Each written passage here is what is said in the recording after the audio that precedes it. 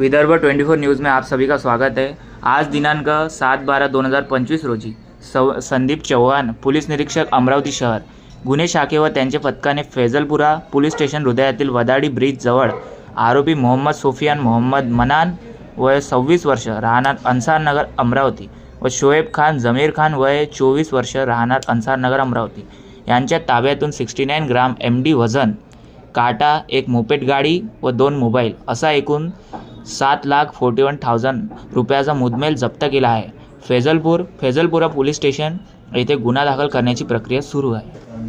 अशा गोष्टीसाठी आमच्या चॅनलला लाईक आणि सबस्क्राईब करणे नको विसरा। धन्यवाद।